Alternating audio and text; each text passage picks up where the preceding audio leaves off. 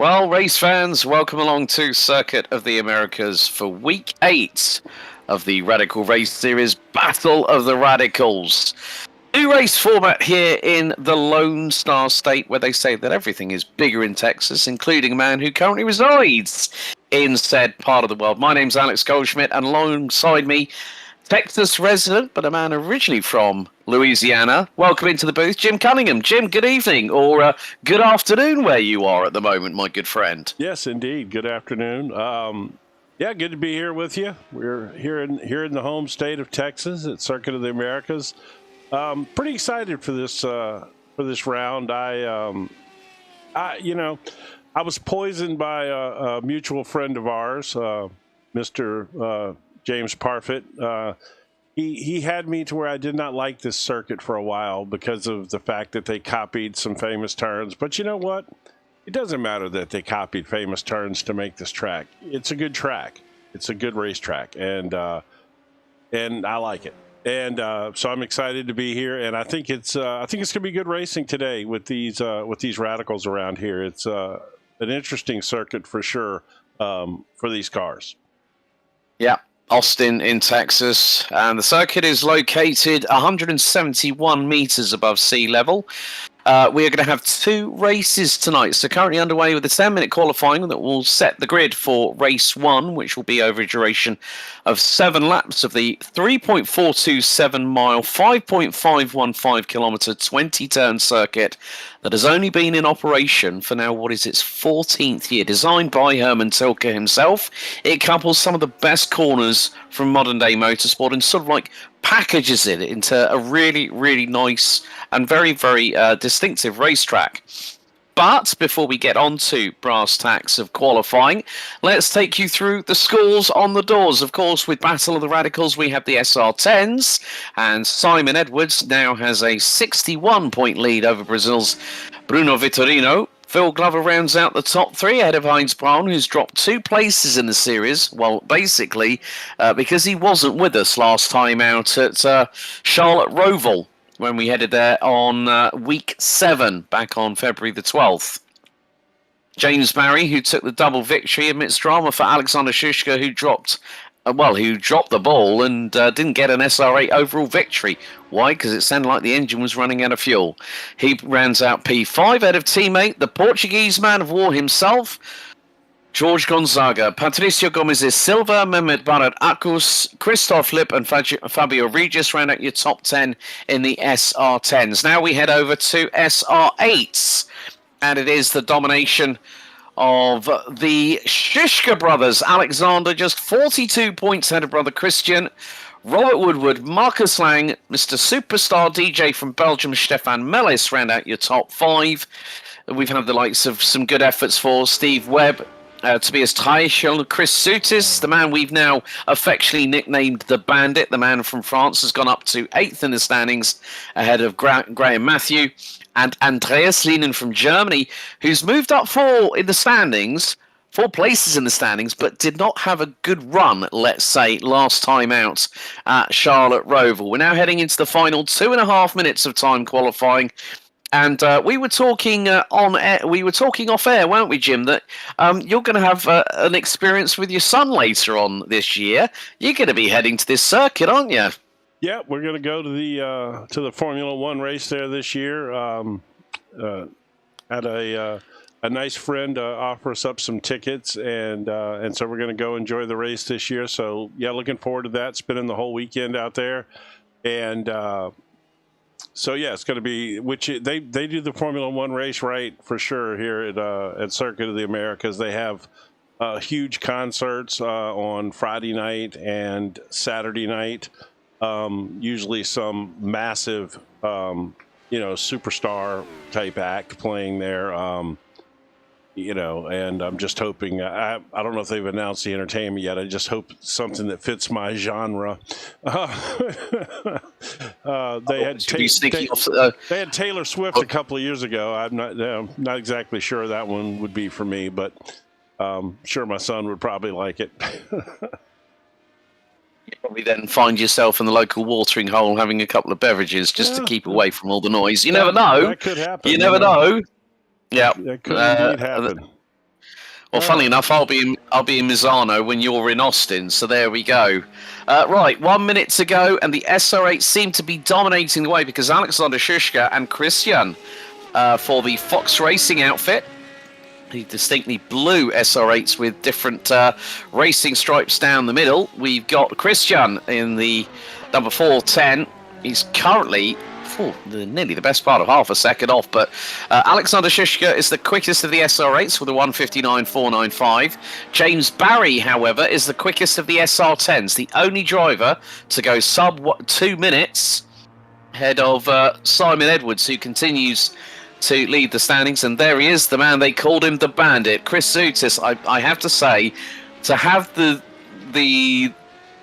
bright idea of putting the good old Phoenix, the Flaming Bird, is you know what it also reminds me of, considering COTA is a Formula One track, the old John Player Special Lotuses that Mario Andretti used to run back in the 70s. But qualifying has been completed, so we have 2 races. We're going to have a 7-lap sprint and a 12-lap feature.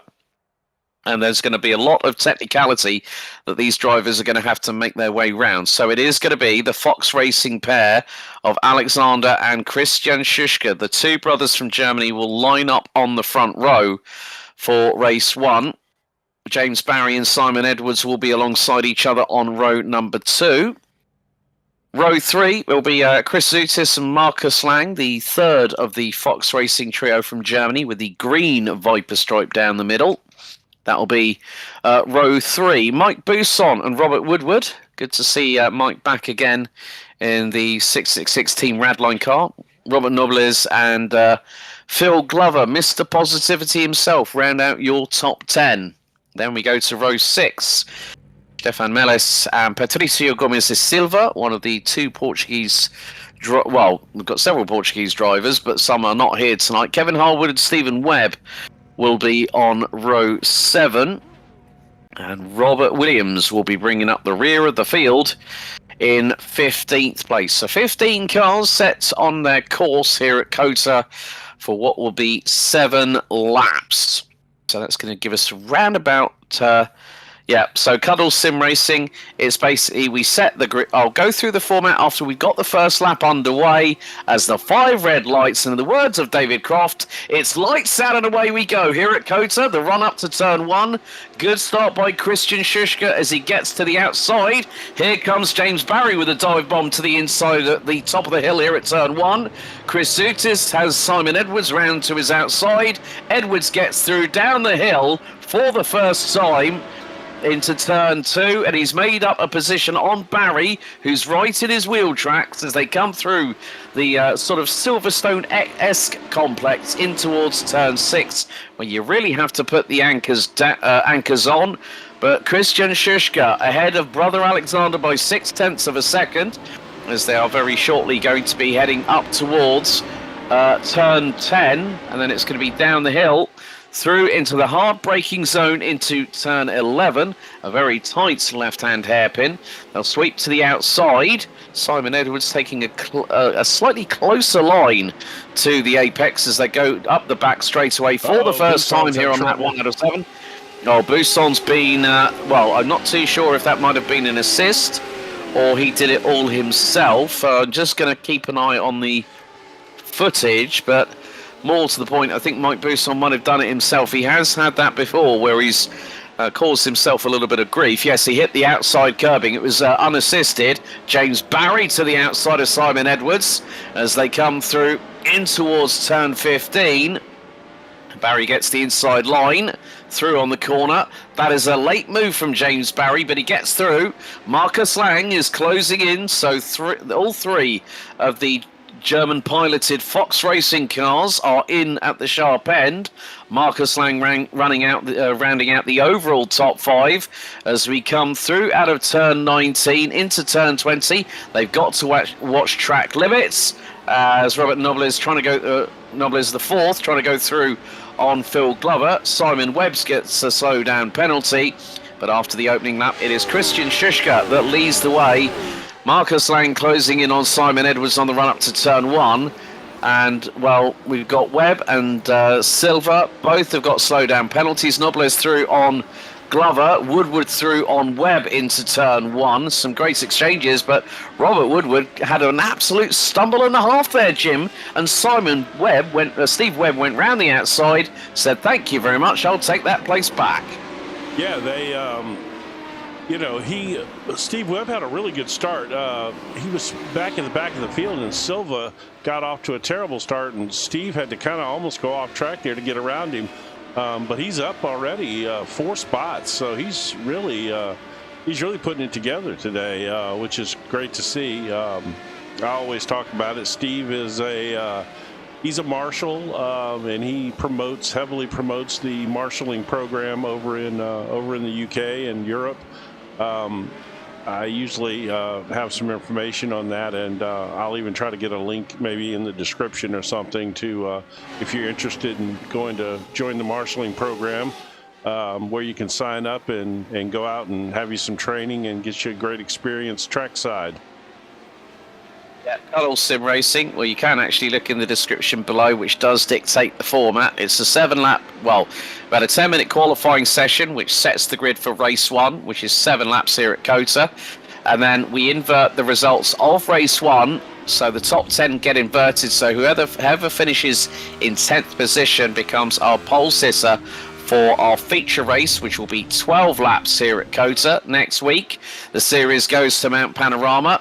And then on March the 5th, season 1 of 2026 will conclude at the place they call the mountain, Mount Panorama, Bathurst, New South Wales, which will be a 60-minute endurance race. So keep your eyes peeled for that one.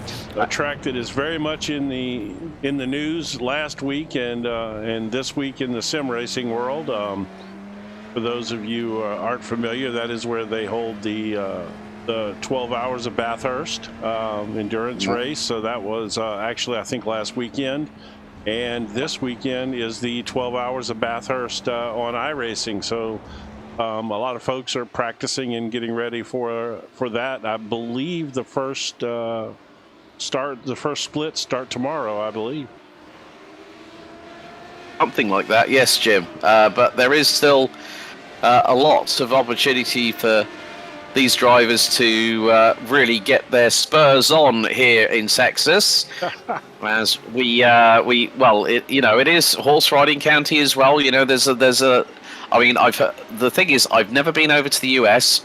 One of my bucket list states to visit will be Texas. Why? Because I've heard the barbecue's awesome, amazing, the culture. You know, there's the thing is that despite what's going on in the US, there is such a melting pot of different cultures in Texas, particularly, as now we see Phil Glover go toe-to-toe with Mr. Woodward, and that is through for 9th position.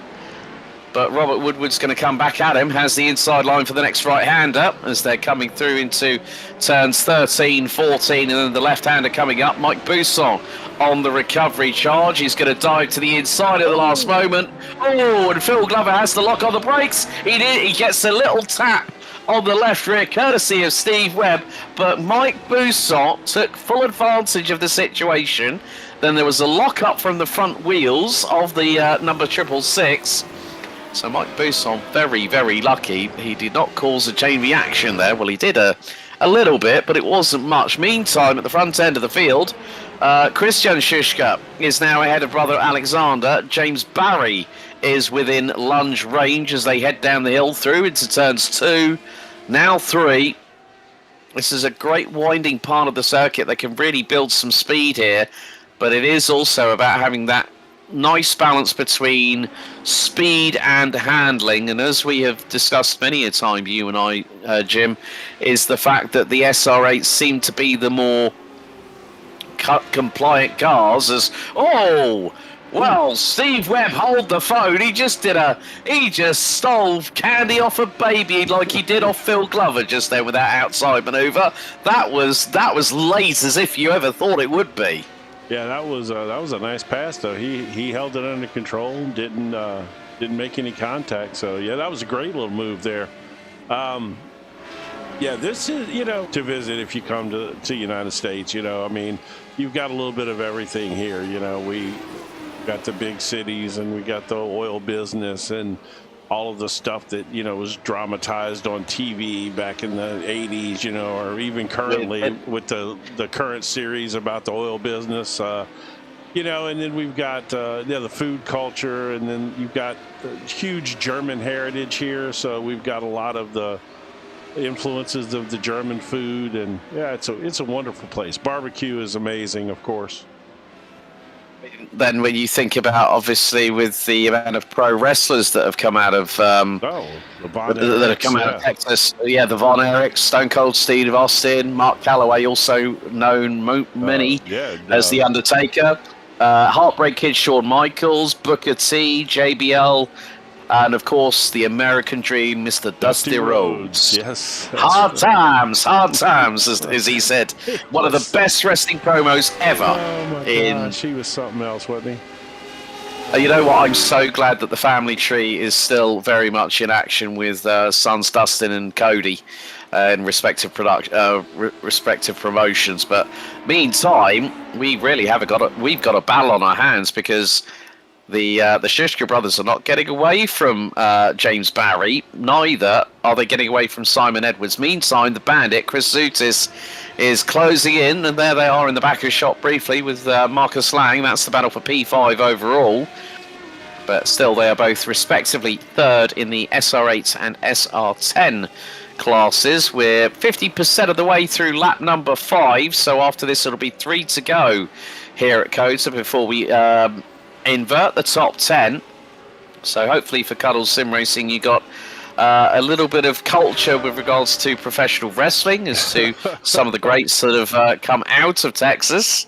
But also there's a lot of greats in everything in Texas. You know, the football culture here is amazing. You know, we've got Matthew McConaughey. He's a big actor from Texas. There's plenty of them, though.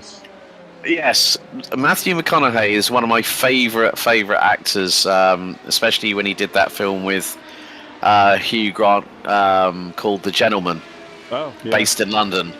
But if anyone does know Matthew McConaughey, you know his catchphrase. All right. You know, you can't get away from that. But then also, I still remember when I first watched my first NFL game, when it used to be on Channel 4 in the UK. The Dallas Cowboys always, Dallas Cowboy cheerleaders have their own fan group, and they're and that's the cheerleaders. That's still not the NFL squad. It's still a big deal. But look at this battle here, Jim. Really big deal in the '80s. Now that was that was the heyday of the Dallas Cowboys and the cheerleaders, and this battle here. The one thing is these Schuster brothers are so fast, man. Again, you got the likes of James Barry and Simon Edwards, and they are not catching these guys. And like I said, if you've been around sim racing at all in the radicals, James Barry and Simon Edwards have won everything that there is to win in radical sim racing, worldwide. And man, these Schuster brothers showed up a couple seasons ago, and they are just fast. Yeah, we are very soon about to be going on to the white flag lap here for race 1 out of week 8. So still 2 more weeks to go. Mount Panorama and then Monza. And the 60-minute race at Monza should prove to be an interesting one on March 5th, which will conclude season 1 of the Battle of the Radicals, as we see. Now, even though they are brothers, they are bit of snap-on oversteer for Alexander. He manages to correct it and stop the car swapping ends, as they now really are making their way through in towards turn number 16. It's double right here, and this is the famed place where Max Verstappen got through on Kimi Räikkönen, was found to have passed illegally and got knocked off the podium. So the man whose son Robin is now running in karting, and I'm talking about Kimi. Kimi got on the podium. Max was told, no, you overtook with all 4 wheels off the track. White flag in the air. 1 lap here to go in race 1. And it has been pretty much Domination by the Shishka brothers, with James Barry ruling the roost in the SR10s. Now, Simon Edwards has had a little bit of a moment. He lost well over 1 second to James Barry, and it looked like it was a combination of a couple of sectors. The most notable to me was the final sector. He did a 49.2. Stefan Mellis, Mr. Superstar DJ. Oh, that's a bit wide coming out of turn one. All that work he did to get past on Robert Woodward, and it was all unsettled. The back end stepping out. He ran a bit deep at the crest of the hill and loses out 8th position overall. But more importantly, that is P5 in the SR8s. Meantime, our leaders are coming onto the backstretch for one final time through the tight left-hander here at turn 11. And now it's back on the power. Can Alexander Shishka get the opportunity of maybe pushing through and getting the run on his brother? Gap is a 10.5 and closing. But let's see what happens here. Could he go for the move up the inside into turn 12? Yes, pulls the left-hand side. The two brothers wheel to wheel. Christian to the outside. And it is going to be a drag race to turn 13, which Christian has the opportunity of staying inside. Nice job there for the two brothers to keep within track limits and keep out of each other's door panels at the same time. Yeah, good clean race in there between the two of them. It did bring James Barry all up into the hunt there, but they seem to have gotten this squared away and have cleared him a little bit. Although he is coming hard right here. I think he's going to try to make something happen. I don't know if he's got. Oh, he's going to send it in there. That was hard. Come on now, that was never going to work. No, James Barry is going to lose that position and lose the victory to Simon Edwards. Christian Shishka takes the win. Alexander Shishka takes P2, and with a last-minute clash, last corner, last lap, James Barry ends up finishing 6/100ths behind Simon Edwards. Well, James, you've only got one person to blame, and I think he's going to blame that on himself. He just went way too late. We're going to have a look at the replay here, courtesy of the on-track action. So out of turn 19, he just did Danny Rick on this one, 100%. And the good thing was, well, he hit too much curb, and here comes Simon Edwards. It's a short run out of turn 20, and it's by a nose that Simon takes the win. Marcus Lang rounds out the top 3 in the SR8, so a 1, 2, 3 for the Fox Racing team in that particular occasion. So we're going to bring you up the results here. So in the SR8s, Christian Shishka wins by 1.125 seconds ahead of brother Alexander. Simon Edwards wins by 6/100ths of a second. We'll make that now 78 thousandths of a second ahead of James Barry, who the last minute, last gasp, last lap lunge on Alexander Shishka got it all crossed up and wrong, but still managed to finish P2. Marcus Lang rounds out the top 3 for Fox Racing in the SR8s.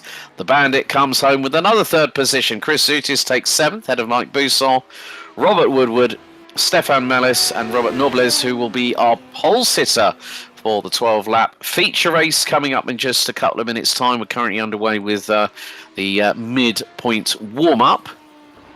So, I think James really, he went for it. You know, you got to give him you got to say chapeau to him for trying.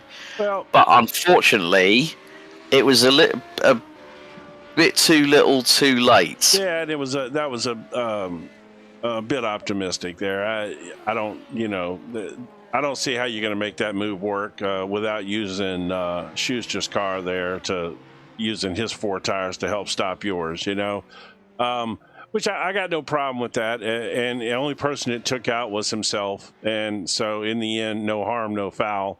As long as you don't go in there and wreck Christian in the process, that would be my issue, is if it came a situation where where ultimately he wrecked one of the Schuster brothers there trying to pull the move, then, and cost them their spot. But no, I mean, in the end, it was all good.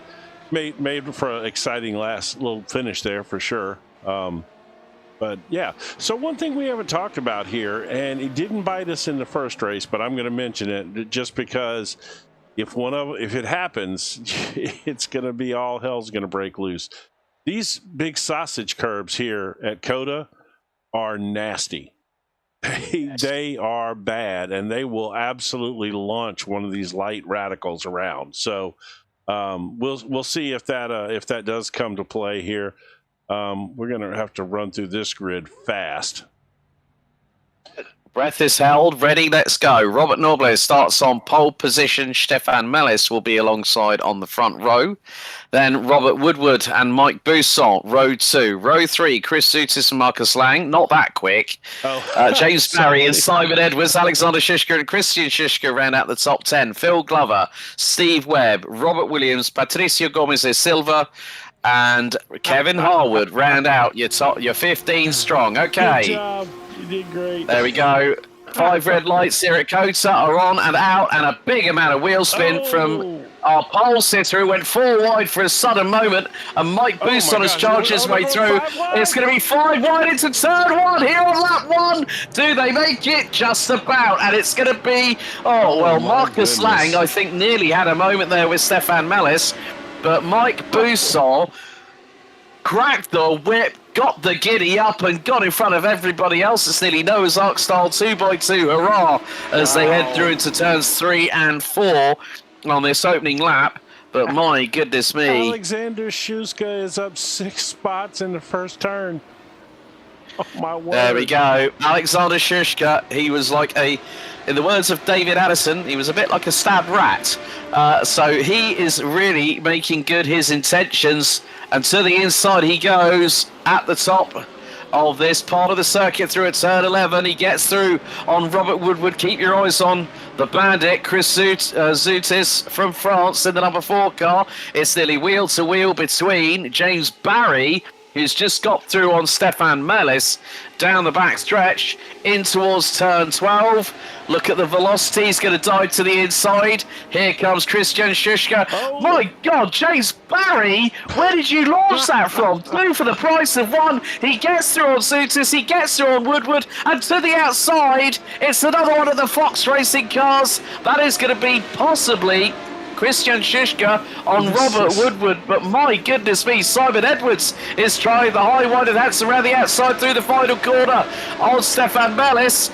Here comes Marcus Lang with a big old amount of speed. The third of the Fox Racing cars, the two Shishka brothers are 2nd and 4th. So Alexander Shushka up 9 spots in the first lap alone. There's been absolute bedlam in terms of overtakes happening, and more to the point, it's still carrying on. Here goes Marcus Lang trying to go round the outside of Stefan Mellis. That's for P8. And now Mike Bousson has just got a 1 3/4 second lead over Alexander Shushka, who's coming under fire from James Barry for P2 overall. Oh, and Zutis has lost it. Oh, the bandit spins himself around, coming down the hill. Oh, I can just hear the song in my head right now. They spun around the bandit. There you go. There you go. Word. We're going to get James's video flagged for copyright infringement. It's great. Well, no, because there's no music. That's true. There's no music. So, as far as I'm concerned, that's not a copyright strike. Besides, it wasn't the actual words to the song either. It was just done in the same cadence. That's right. But still. Well, even Phil Glover's getting his elbows out because Robert Nobles is down a few positions, but Phil Glover just gets through Patricio Gomez de Silva, and that's for 11th. So look at Barry, man. Whoa!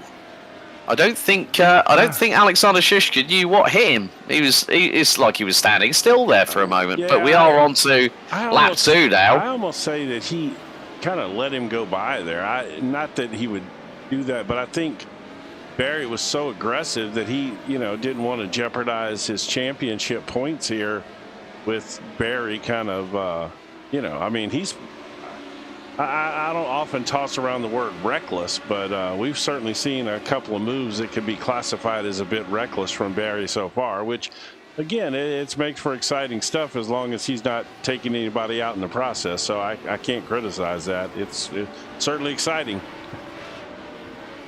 This definitely has been the case. Let's give you an update on the respective gaps between drivers at the moment.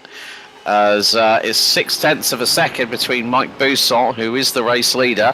Can it possibly be 2 SR8 victories in a row? That's going to be the key point here. This is the longer race, so strategy is going to be involved. The track temperature is 68 degrees Fahrenheit for air, 86 degrees for track, which is 21 degrees air, 31 degrees track temperature. So bit of a modest bit of wind, partially cloudy, no rainfall predicted, but the two Shishka brothers running 3rd and 4th respectively. They're running P2 and P3 in the SR8 division, but Mike Bousson, look at this, man. Barry, Bousson had almost a 2-second lead when Barry passed the Schuster brother, and in less than 1 lap, Barry has run him down. And that gap is closing. Here goes Barry for the race lead down the back straight. He is absolutely on a tear. That car has got so much pace in it. And last time round, he set the fastest lap of the race at 2-minute 1.034. Now he's got clear air, but Mike Bousson is keeping him very, very honest indeed. So thereby, this means that Bousson has got to try and do what he can. Of course, it's turbocharged engine power unit in the SR10, whereas it's a naturally air-breathing, fully fledged V8 in the mid part of the SR8. So, but the car with the turbocharging, having that, Barry's got that car really. I'm wondering if he's actually running a little bit less downforce, maybe taking out a little bit of rear wing, maybe, so to speak, because these the cars, the speed that he was closing those gaps up at was insane. I've just seen the speed through the speed trap, and it was showing 256.7 kilometers an hour, which is absolutely crazy. Simon Edwards, well, in terms of the miles an hour, because thank goodness I found all the bits and pieces in terms of the speed, 160 miles an hour was the recorded top speed through the speed trap by James Barry, and he's just done a 2-minute 0.09. Chris Sutis is in the pit, so the Bandit has had the mechanical black flag thrown his way, so he must have had a second moment. Yeah, he must. Oh, he did. Yeah, he did have a second moment. Let's see real quick.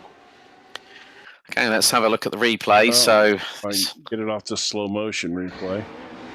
Oh, this is coming out of the final corner. Oh no! Ow! Snap catch. Well, it was like the triple jump. I know. The Phoenix will not rise from the ashes on this particular occasion. That was a big old snap coming out of the final corner. It spat the car to the left. He corrected it, spat it to the right, and into the fence he went. So it's a real shame for Chris Sutis.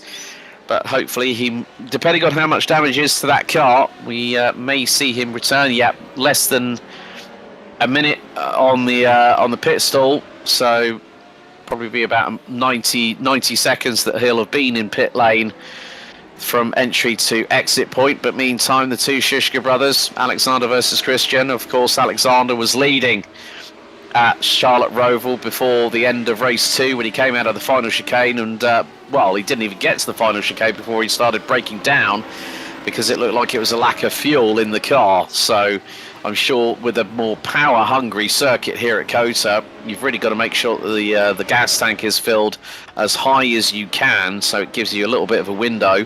Meantime, Marcus Lang languishing all the way down in 11th position behind Mr. Positivity himself, Phil Glover, in the Castrol liveried car, which always brings a smile to my face. Reminds me of the old early days of Toyota entering the World Rally Championship with the Celica GT4 and then with the Corolla WRC, which famously one year when Toyota with Carlos Sainz Sr., the Matador himself, were competing for the victory of the of Wales Rally GB. and the World Rally Championship title, and 200 yards from the finish. Carlos Sainz was at a stop with co-driver Luis Moya, and then famously held his race helmet through the rear windscreen. I'm not familiar with that moment. I'm going to have to look that one up. Yeah, I will send you the YouTube link on that one, but we did see a little bit of a lock-up from, looks like, Christian Schuschka, as here goes Stefan Mellis. Oh, and that is not how you negotiate your way through turn 11, buddy. Whoops. Easy to happen here, though. This track is it's, you know, the surface is aging. This Texas weather is tough. Is tough on this surface here, and it's hot. That track's hot right now. It's pretty slick out there for sure. Yeah, definitely the case. So we are into lap 5 as Mike Boussault now returns the favour in terms of fastest lap. He's just put in a 2-minute .874. They're coming through out of turns 16, 17 and 18.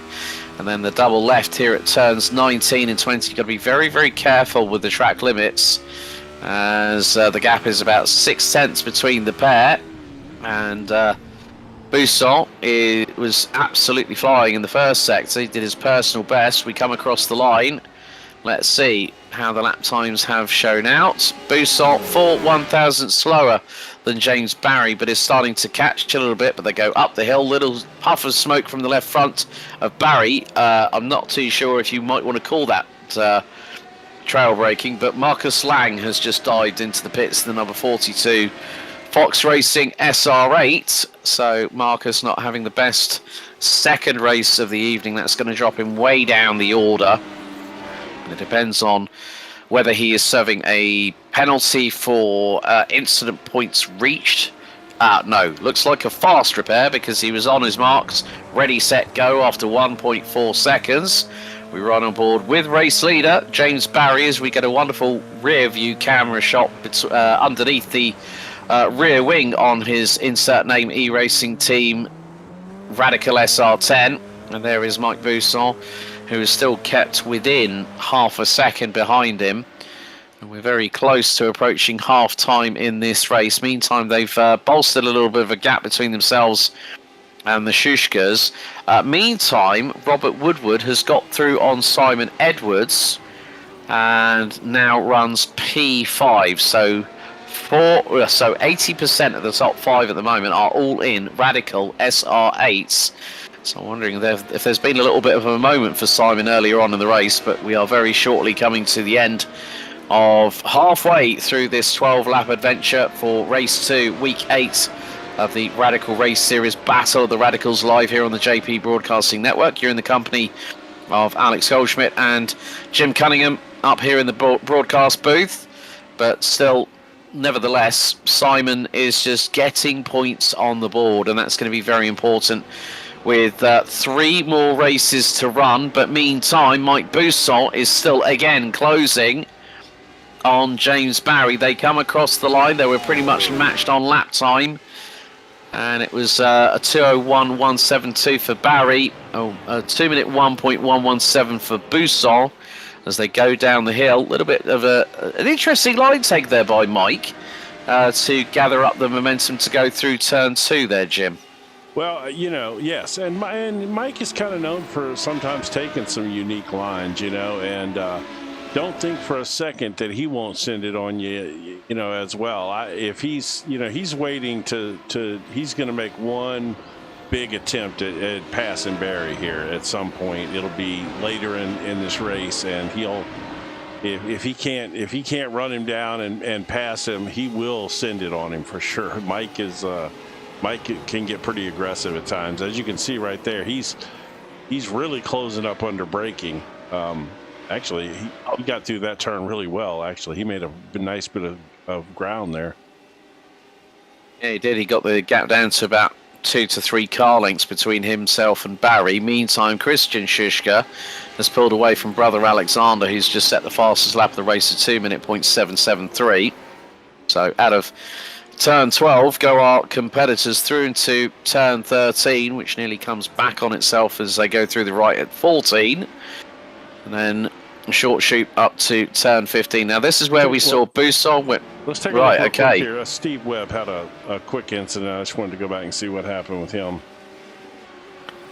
Okay. So let's have a look. Turn Oh, one. yeah. Turn one. At least he kept it kept well held. He kept it pointing in the right direction down the hill. Yeah, he just kind of power slid through there. That was actually well done.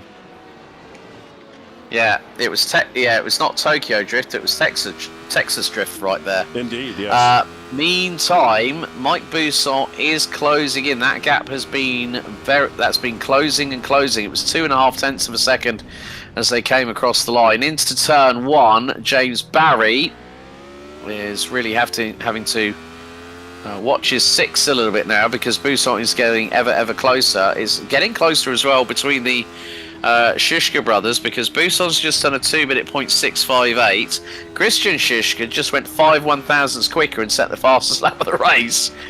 So it is so minute in terms of the delta between lap times set by Buson and Shishka. But we are having some other battles that are really closing up. Stefan Mellis being closed in on by Robert Nobles, who started as our top 10 inverted pole sitter for race 2. As he's closing in the man from Belgium. First came across that man a little while ago. I think it was in a GR86 league, or no, it was a GT4 league. I came across him for the first time. Who's that cartoon character he's got on the side of his car there? Let's just have a look. It's on the roll bar post. See it right there? It's like that dog. Is it like Brian from Family Guy or something, possibly? Maybe.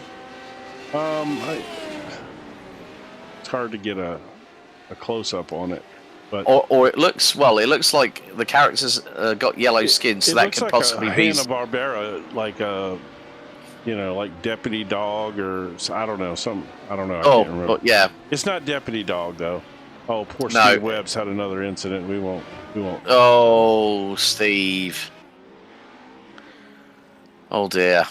No, he's just lost it in front of them. He's gonna have bad memories of Coda now when he comes back to marshal the Formula One race here this year. He'll have a bit of PTSD, saying, "Oh God, I span it there. Oh, turn 12. Don't post me there. I had bad moments on a radical race."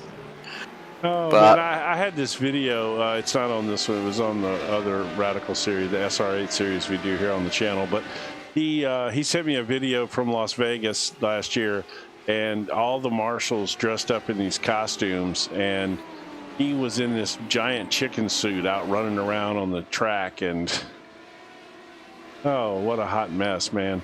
It was just funny. It was all the marshals were in these costumes and just acted funny. It was quite hilarious. Yeah, well, the things people do for a laugh, eh? They've got to. I mean, you can just tell those guys have a good time, I mean, obviously they're, they work hard at these races, but they have a good time as well, it looks like. That's very much the case.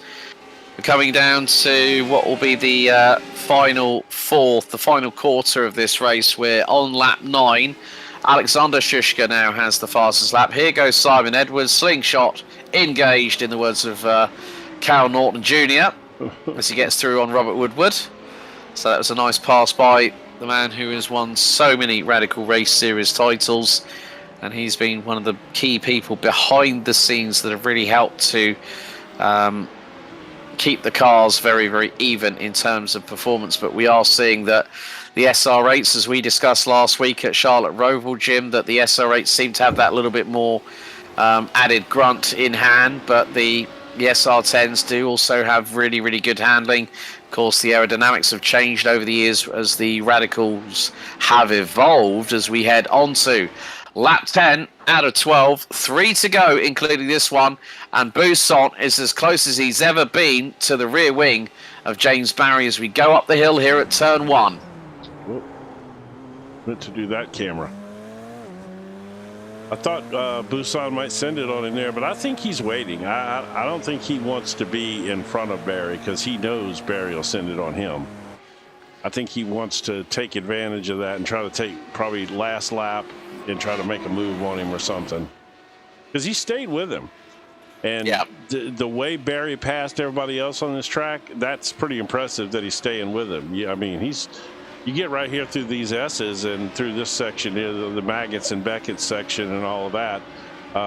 He's staying up with him. I think Barry, like you said, probably dropped some wing off in between those two races to pick up some overall top speed, which is, you know, obviously where the SR10 is gonna benefit around here with the horsepower. So you take the downforce out a little bit and let it stretch its legs, so to speak.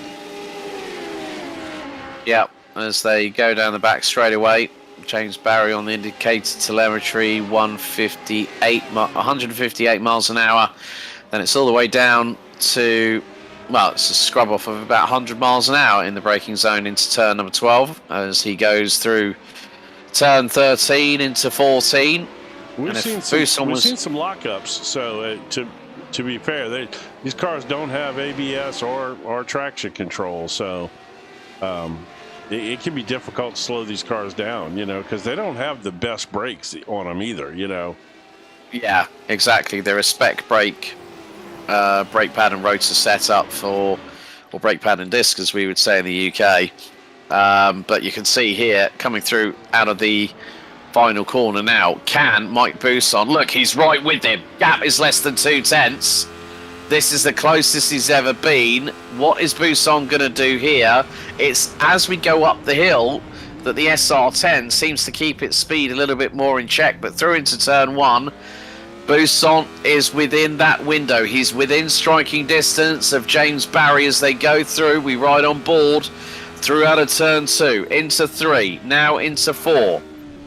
Both drivers minding out for the sausage curbs, and it's going to be a little bit of brakes here into turn 6 and 7, and then into turn 8 before we hit turn 9.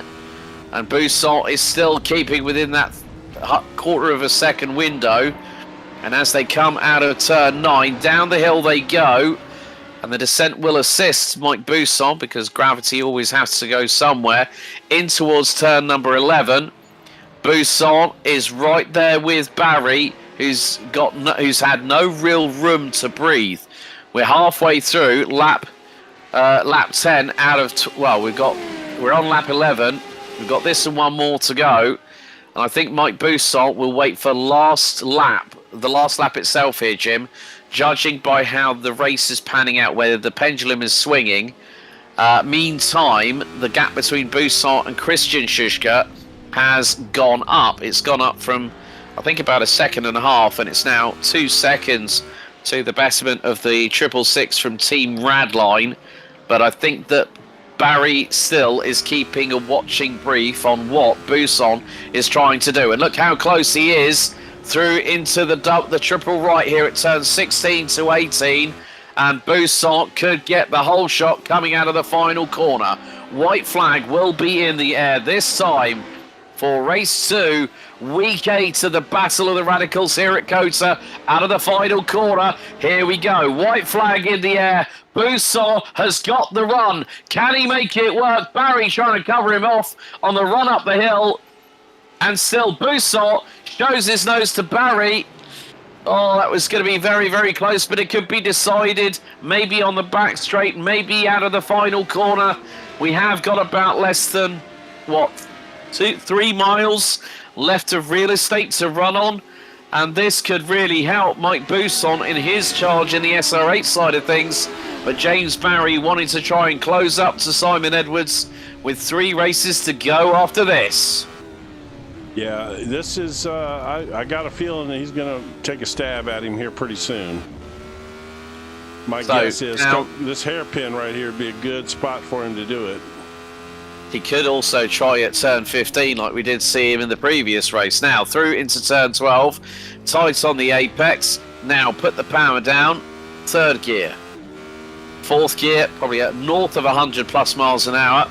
And you can see that Barry's just trying to break the toe. And Bousson, 5th gear, 106 gear now, 150 miles an hour. It's going to be hard on the brakes very, very shortly into turn 12. Down the gearbox into 2nd. Scrub off the speed. and we saw it turn 16, 17 and 18. That's where the SR8's handling prowess in comparison with the SR10s is so much mightier, going through, medium to high speed corners, as we're now going to go through that part of the circuit into turn 16. Keep your eyes on Buson. He's tighter on all three of the apexes. 2 more corners to go. It will be a brief run out from the final turn. Buson, can he make it stick? 1 more corner to go out of the final turn. Here on race 2, week 8. First race went to the Shushkas. This race goes to James Barry with Mike Buson a 10.5 behind at the checkered. Wow. Yeah, that was quite a finish there, but that great race. I mean, those two neck and neck the whole entire way. That was fantastic, man. Simon Edwards pulls a 2nd in class and 5th overall out there. I think he kind of might have outdone himself this time around with the balance of these cars. I think he gave the SR8s a little bit of an advantage here. They naturally had a little bit of an advantage here. Well, the good thing is Phil Glover, he's not only going to finish P10 overall, but it's going to be a podium for the man from Positivity Racing. So our Simon Edwards' resident Padawan takes a podium, even though it's all the way down in 10th, and he beat Marcus Lang from Fox Racing to the checkered by just over a 10.5. As well, we've got last lunge there by Silva. That's cost him. That's a slowdown and a black flag penalty. That's not what you want. Slowdown penalty, final corner. You cross the line. You haven't served it. Black flag. It's like saying being told to go to the principal's office. Yeah, well, that's going to be a 40-second trip to the principal's office, unfortunately. So, that means that the Bandit is going to take 4th place in the class away from him. Right. Yep. Oh my goodness. Yeah, what a good race though. A lot of fun. Let's see here. Let's look at these results now. There they are. Right. Well, folks, race 2 in the bag here at COTA. Circuit of the Americas. Hardest charger, Christian Schuschka, up 7 places. James Barry led 10 of the 12 laps. Mike Buson leading the opening 2. Alexander Schuschka with the fastest lap of the race. And 65 kilometres of racing completed. James Barry beating Mike Buson by just a 10.5 at the flag. Christian Schuschka finishing 2nd ahead of brother Alexander, who ran at the top 3 in the SR8 side of things when it comes to the rostrum. Simon Edwards finishes P5 ahead of Robert Woodward, who finishes 4th in SR8. Stefan Mellis, Robert Nobles, who was our pole sitter, Steve Webb, and Mr. Phil Glover himself, who rounds out our top 10, taking a podium. Marcus Lang, Robert Williams, Kevin Harwood, the Bandit Chris Sutis getting ahead of Patricio Gomez y Silva, who got a slowdown penalty last corner, last lap. Oh. And it was a bit too late because it's a short run out of turn number 20 here at COTA for the start-finish line. And that was it. Gomez y Silva ends up down 5th in class. But more importantly, that is 15th and stone dead last as well. Meantime, let's head over to our post-race interview show. Before we pull somebody in, I want to give a quick shout-out to Robert Woodward. 6th place, kind of middle of the front pack there, but what a great run that was. He battled with Simon the entire race there, passed Simon at one point and stayed ahead of him for several laps. Simon did get him back in the last few laps, but what a good run for him. I just wanted to give him a shout-out. Just an excellent showing from him this week, and I wanted to point that out. Played there, Jim. So first things first, let's bring in one of Somerset's finest, Mike Buson. It's been a while. It's Alex and Jim in the comms box. How are you, buddy? That was a likely start in race 2. Yeah, I must have the same engine as the Lewis Hamilton's Ferrari's got. It's starts are good for me. They're getting, they've got a lot better recently as well. So that was lightning. Mate, it was like I thought. Hang on, has he put an upside down wing like what Fred Vasseur's nicknamed the Macarena because it's like the dancers putting their hands up. He was quoted that early on today, but still, you let it for a couple of laps and then James got through, but you still kept him as always, mate. With your driving style, very very honest. It was just over a tenth and a half at the flag.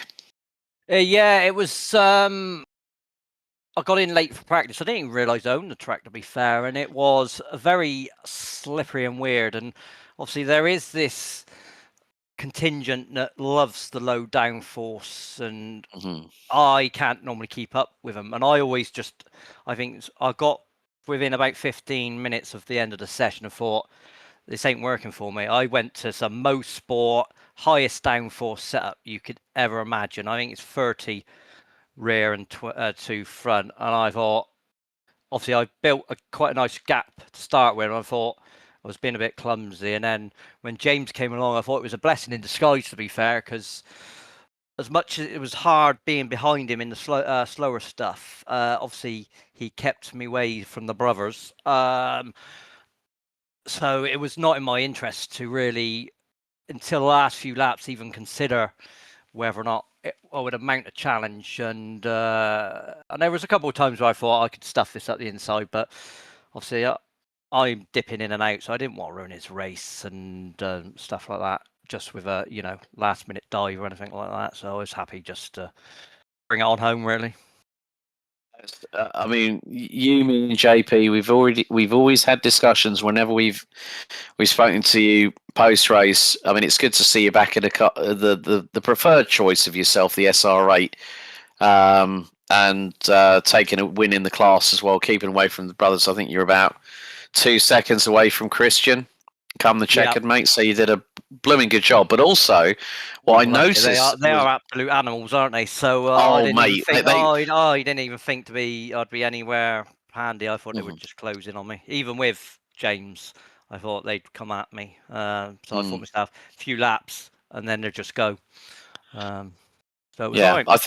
I think one of the things we noticed was how well planted the car was through turns 16, 17, and 18, and we could see that you were taking a tighter apex on all 3 corners in comparison with James in front of you. So that car was absolutely handling like a true monster.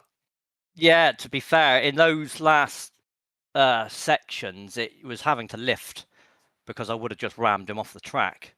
And to be fair, with 2/30, I was amazed how well it stayed on the back of him, really, along that straight, to be fair. So I think it was the right choice. I generally go high downforce because I can't, obviously, I expect a lot of them were running 0.2 or 0.4, and it doesn't work for me, to be fair. I'd rather sacrifice it, and if they go past me, they go past me on the straights. But yeah, I'd rather have a bit of fun in the corner with them. There we go.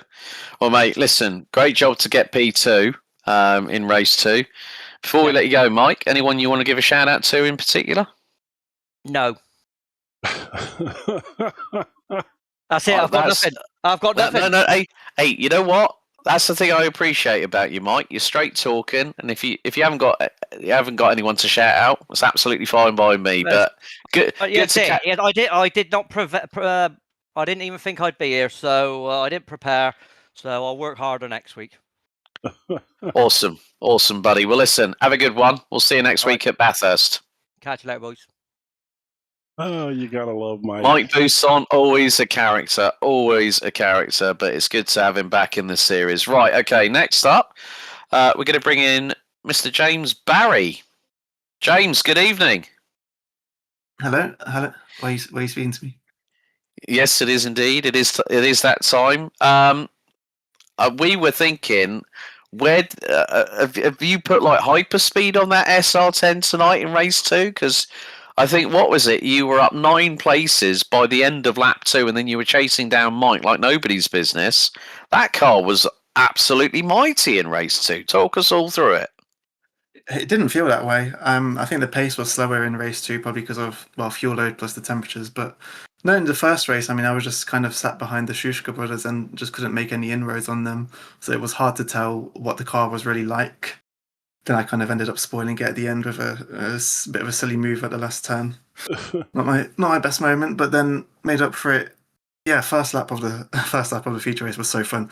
People really kind of slandering this track. I understand fully why, but that first lap with all these twists and turns and all the different lines you can take in the entries of some of them made the first lap so interesting. So that was really fun in the feature race.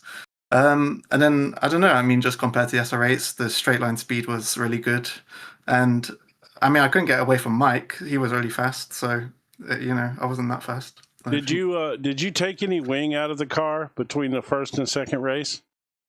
No, actually, I put it on because I figured even with the front wing as high as rear wing as front as I want it, I've still got all the straight line speed that I need to get past the SR8s.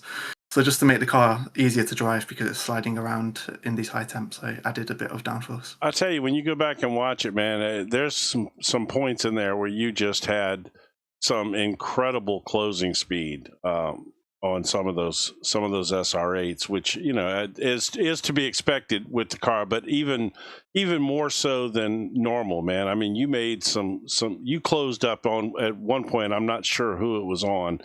But I think it was one of the Schuster brothers, maybe. You closed up like 2 seconds in like a half a lap. I mean, and it without an apparent, misstep by whoever it was that you were closing on. It was quite impressive.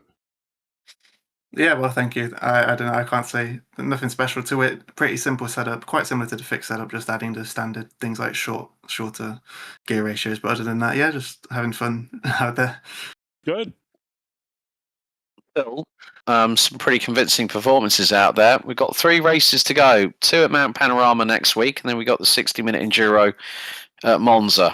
How are you fancying your chances, James? Because Simon has still got a little bit of a lead, not just over you, but the rest of the field. Yeah, I don't know. I've not been looking at the points, so I don't know what realistically the gap is. But I've just been having fun coming out here. I'm usually doing the fixed setup, but it's just fun to come and mess around a bit with the setup and have fun in these, especially the reverse grid races. They're really fun. So just having fun, and I really enjoy Mount Panorama, so hopefully can have a really good time as well there. Well, listen, thanks for your time and having a chat with us tonight, as always. Anyone you want to give a shout out to before we let you go tonight? I'll shout out Mike Buson for showing his real pace in the feature races he's done many times before in the past. Always fun to see him sitting there in first, sitting prettily in first place in the reverse grid races. Brilliant. Well, James, thanks for your time, buddy. We'll see you next week for the penultimate week at Mount Panorama in Bathurst. Well done tonight. Cheers. See you guys. Bye-bye.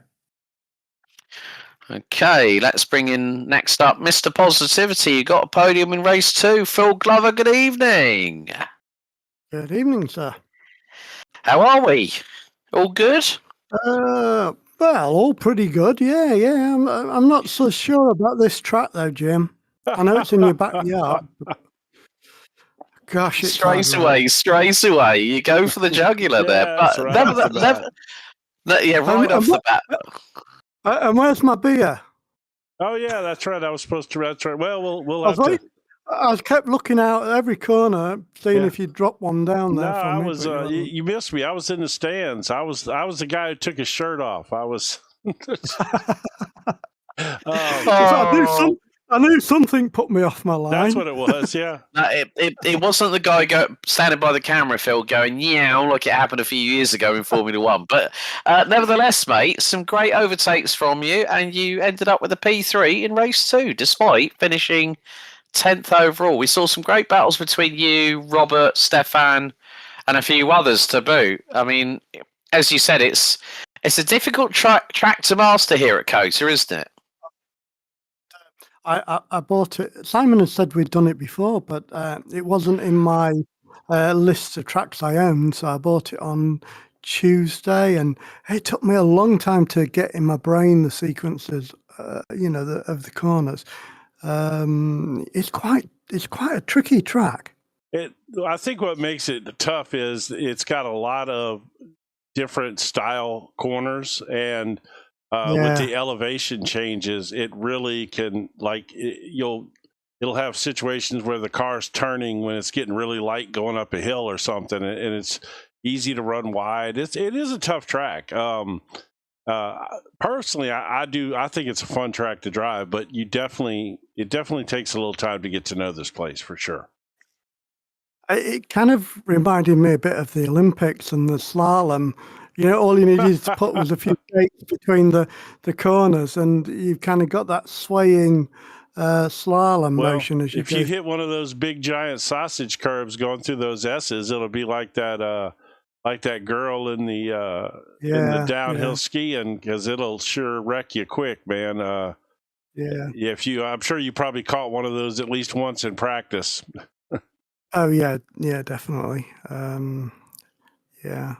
How was it? Was it quite interesting up front, or was it race 2? Yeah. Buisson basically went. I'm gonna be like a rat up a drain pipe, and then we saw James Barry try and make his way through the field. The Shishkas were charging through. I think particularly Christian. So he was up 7 spots by about the 5th turn of the first lap. So yeah, super exciting. A lot of excitement, and especially in race 2. Yeah, and I'll just do a little call out to I think it's Marcus Lang, because out of one of the corners I lost a little bit of grip, and he ended up hitting me. So and I think he had to go into the pits. So obviously it wasn't intentional, but I don't like that sort of thing to happen to people. No, I mean, we did see him go into pits. He did do a fast repair, so no harm, no foul there, I think, Phil. But nevertheless, mate, podium race 2, and we've got Mount Panorama next week, Bathurst. Oh yeah, that's gonna be a tough one, isn't it? Well, I hope the marshals are a bit more on the game than they were in the actual real race. Shots fired! Did you watch that, Phil? Yeah, I watched it live as it happened. Yeah. Stay away from Skippy and the echidnas to boot as well at 250 kilometers an hour. Yeah, but I'd be interested to hear what Steve Webb thought of that. But anyway, that's for another day, isn't it? Yeah, well, exactly. But listen, mate, good to chat with you. It's difficult for marshals. They do it voluntary, don't they? And exactly. It's very easy for us to criticise, but it didn't good. The main thing is there's going to be a look into it, and that's all. That's the main thing that needs to be brought as a positive from that incident. It was quite a hefty one.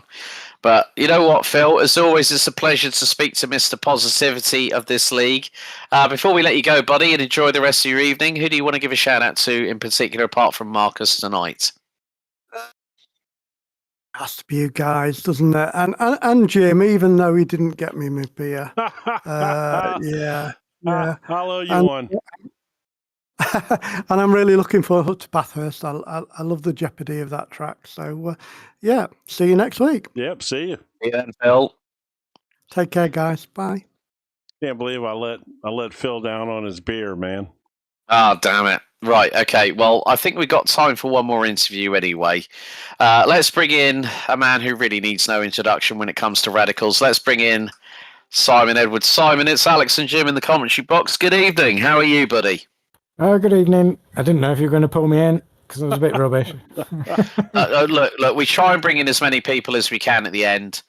But still, it was a bit of a topsy-turvy one for you tonight, even though you still got a bit of a points lead over Bruno because Bruno wasn't here this evening. But nevertheless, Cota's one of those tracks where it can be for some drivers, and I think Jim and I have experienced this with talking with other drivers. It can be a bit Marmite. Either you love it or you hate it. What's your personal thoughts on Cota? I love it just as much as Marmite, and I don't like Marmite. Yeah. There we go. There we go.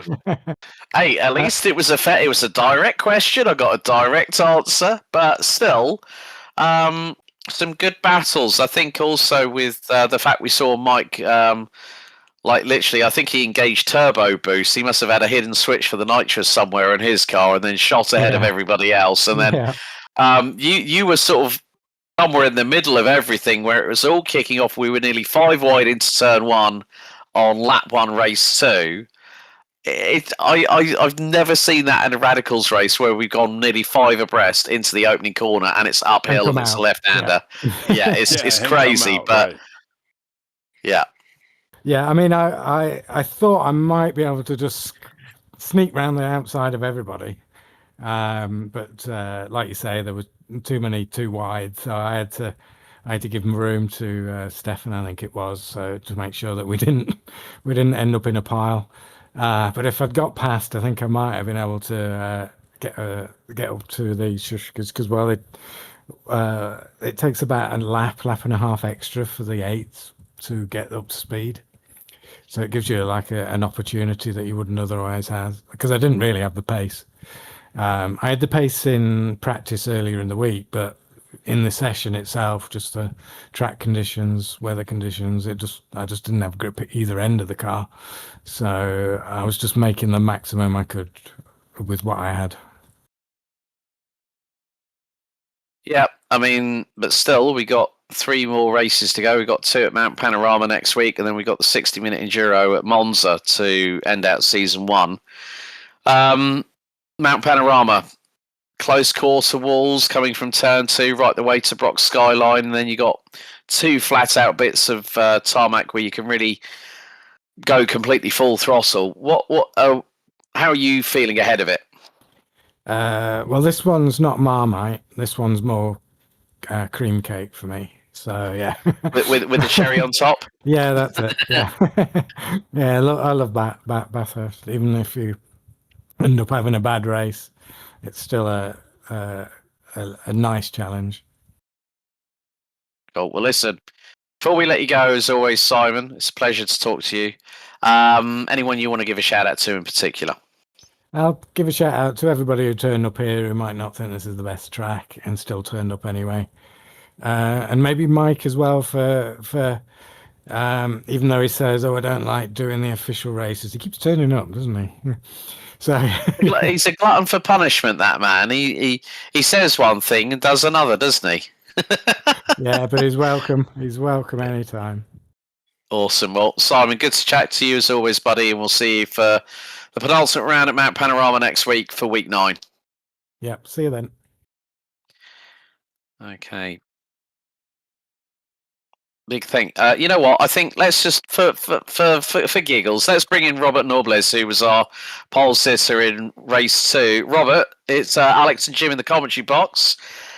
Well, 2 top 10 finishes for you. P10 in race 1, P8 in race 2. How are you feeling? I'm feeling quite good. I was not expecting to have such a good race here. I'm new to this car, new to this combination, so yeah, just really enjoying it. And what was the thing that attracted to you to get on board with the Battle of the Radicals, even though you're in the SR8? It was I think you probably got a bit swamped when we went green for race 2. Yeah, that's my inexperience with the car for sure. And during my time that I'm usually able to race during the weeks, there's nobody really on the officials, and so not a lot of time to practice with the car. I'm over here in California, so the times usually don't line up. But since I have availability on Thursdays, I was like, yeah, let me go ahead and jump in on this so I can learn how to drive this car a little bit better. These guys are absolutely quick. You couldn't ask for a better place to learn how to drive these cars than this group of guys in this league. I mean, there's so many fast guys here and guys that are also willing to help once you get to know them. You know. Yeah, and the driving was extremely clean. I had a really great battle with Phil in the first race that went for a couple of corners, and just right there with enough space for everybody was nice and respectful. So. Yeah, you got to watch Phil. Great. He'll run you off the track now. He was a good time. It was a good time with him. Yeah, he's a good guy. That's a guy that's you go back in several seasons and watch Phil's progression. Man, he has really come a long way. He's great, and that's a guy that you could probably get with and would jump in there and practice too. I know he. He would be more than willing to share his experience with you for sure. For sure, for sure. And then as far as like how I got attracted to this league, I was just sitting at home one day watching YouTube, and one of the broadcasts was in the recommended, so I popped in and watched the broadcast. It was fantastic, by the way. But yeah, and then it got me interested in checking out the league. I found out they were available on Thursdays, and I'm off on Thursdays, so I have time during the middle of the day, which is, you know, it's 2 o'clock over here in California. So yeah, I was able to join, and man, it just blown me away this week. Well, there you go. Hopefully, there we go. So hopefully that means we'll see you next week for Mount Panorama then, will we, Robert? Oh yes, definitely count on it. Put your, Awesome. put your practice in there. Yeah, you definitely need it. You'll definitely need it with these cars, believe you me. But Robert, thank you so much for your time, and we'll see you next week for week 9 at Mount Panorama. Thank you, Alex and Jim. Appreciate it. All right. Well, Jim, 2 exciting races: Madness and Mayhem, lap 1, race 2. So good. That first lap or 2 in race 2 was just insane. 5 wide going into turn 1, and the guy who sent it 5 wide was Simon. That's the best part. You know, but he said I could cheekily try and get round the outside of all of them. Yeah, that would have been 4 for the price of 1. But folks, what can we say? 2 more weeks to go in the Radical Race Series Battle of the Radicals for Season 1 2026. 2 races next week at Mount Panorama in Bathurst, and then the week after we head to the Temple of Speed, Autodromo Nazionale di Monza, for the 60-minute Enduro finale. This has been a JPB Broadcasting production here live on YouTube. If you haven't already, give us a like, share, and subscribe, and hit that notification bell. Coming up over the rest of the week, tomorrow night, we've got the Virtual Circuit Racing MX5 Championship from Winton Motor Speedway, the Jack Ashton Racing Club and Novice Racer Porsche Cup heads here to Circuit of the Americas for round 4. The Forefront Toyota GR86 Championship, presented by Tanzo Racing Group, heads to Mount Panorama for round 8 this coming Sunday night. And as always, we always like to have a bit of fun, courtesy of our friends at IGP, as the Super Formula Lights round 10 season 1 heads to the Miami International Autodrome that currently hosts the Miami Grand Prix in Formula 1. You've been in the company of Alex Goldschmidt and Jim Cunningham up here in the broadcast booth. We'll see you next time in 7 days from now, as the mountain will beckon for our Radical Race Series drivers. Until next time, race hard, race fair, and if in doubt, well, you better go flat out. Thanks for tuning in. We'll see you soon. Good night.